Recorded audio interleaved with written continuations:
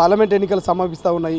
ఈ నేపథ్యంలో విజయ సంకల్ప సభ అనేటువంటి ఒక యాత్ర ద్వారా వాళ్ళు ముందుకు పోతూ ఉన్నారు. సో ఏమైనా మైనస్ అయ్యే అవకాశం ఉందా? ఇప్పటికే బీజేపీ అటు బీఆర్ఎస్ ఒకటే అనేటువంటి వాదనలు కూడా మీరు ప్రజల్లోకి తీసుకుపోయే ప్రయత్నం చేశారు.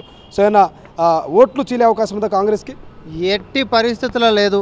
అఖండమైనటువంటి మెజారిటీ తోటి కాంగ్రెస్ పార్టీ అసెంబ్లీ ఎన్నికల్లో చూపించినటువంటి ఫలితాల కంటే మెరుగైనటువంటి ఫలితాలతోటి లోక్సభ ఎన్నికల్లో ఫలితాలు రాబోతున్నాయి.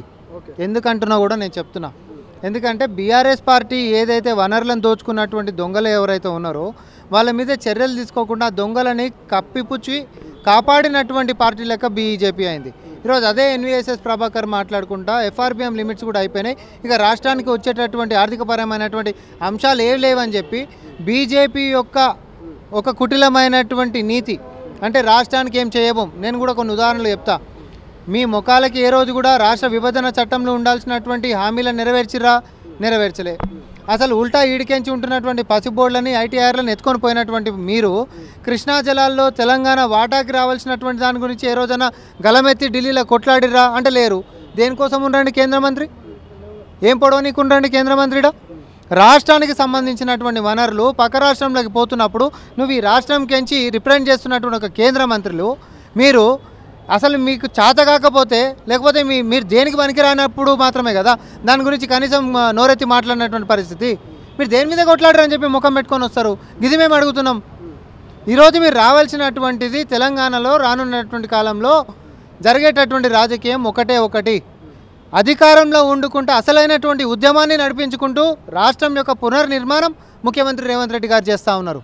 ఒక ఉద్యమం నడుస్తూ ఉంది రాష్ట్రంలో. తెలంగాణ ఆకాంక్షలని కాదని చెప్పి కుయుక్తులక ఇద్దరు కూడా కలిసిమెలిసి దోచుకున్నాడు ఒకడు, దాచిపెట్టినాడు ఒకడు, ఇద్దరు కలిసి మళ్ళీ ముఖాలు పెట్టుకొని వస్తామంటే జనాలు ఎర్ర కర్రు కాల్చి వాత పెట్టేటటువంటి పరిస్థితులు ముంగటున్నాయి. అని ఏది ఏమైనా కేసీఆర్ మరో ఉద్యమానికి తెరలేకపోతున్నారు అనేది మనకు స్పష్టంగా అర్థమవుతా ఉంది. సో ఇప్పుడే ఒక తాజా వార్త, ఇక నీటి పోరుకు కూడా కేసీఆర్ సిద్ధమవుతున్నాడు. కాళేశ్వరం, అవసరమైతే గోదావరి, నరివాక ఈ నది ఈ ప్రాంతాల్లో తెలంగాణ వ్యాప్తంగా కూడా ఆయన పర్యటన చేయబోతా ఉన్నారు. సో ఏమైనా మైనస్ అవుతుందా పార్లమెంట్ ఎన్నికల వేళ? ఏమీ కాదు. ఆయన నీళ్ళ పేరుతోటి తెలంగాణకు పొడిచినటువంటి వెన్నుపోటుని ప్రజలు మరవకంటే ముందే నీటిపూర్ అని చెప్పి మళ్ళీ ఇదే దొంగలు రోడ్లు ఎక్కుతామనంటే అంతకు మించినటువంటిది ఏముంటుంది? ఎర్రతివాచే స్వాగతిస్తాం మేము. ఎందుకంటే కృష్ణా జలాల దిక్కుపోతే దక్షిణ తెలంగాణ ప్రజలు ఎడమకాలు చొప్పు తీసి తయారుంటారు.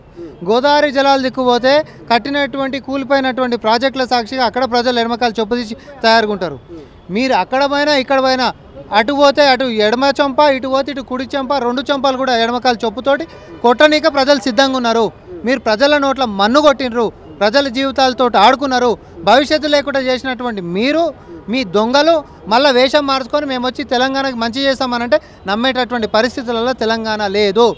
అసలైన తెలంగాణ ఉద్యమం నేను మళ్ళీ అంటున్నా, అసలైన తెలంగాణ ఉద్యమం అధికారంలో కాంగ్రెస్ వచ్చినాక పునర్నిర్మాణంతో మేము మొదలుపెట్టినాము. దానికి ఈరోజు మనని కష్ట సమయాలలోకి నెట్టివేసినటువంటి దుర్మార్గుల మీద చర్యలు తీసుకోవాల్సిందే అనేటటువంటి చైతన్యాన్ని కలిగించుకుంటేనే కాంగ్రెస్ పార్టీ ముందుకు పోతుంది. దానికి తార్కాణంగానే మొన్న జరిగినటువంటి అసెంబ్లీ సమావేశాల్లో కాళేశ్వరము తర్వాత కేఆర్ఎంబీ మీద జరిగినటువంటి కుంభకోణాలతోటి మేము మరేది ఆధారాలతోటి ముందుకు వచ్చినాం, చూపించగలిగినాం. గతంలో కూడా బీఆర్ఎస్ పార్టీ నాయకులు బీఆర్ఎస్ ఇక ఆంబోతు గాంభీర్యం చూపించినట్టుగా చూపించేది. సో సేమ్ కాంగ్రెస్ పార్టీ అదే తీరులో పనిచేస్తుందా, లేకపోతే నిజంగా ప్రజలకు సేవ చేయాలి, మేము ఇచ్చిన హామీలను నెరవేరుస్తామనేటువంటి ధీమాతో ఉందా? మేము అందుకనే ప్రజాపాలన అన్నాం.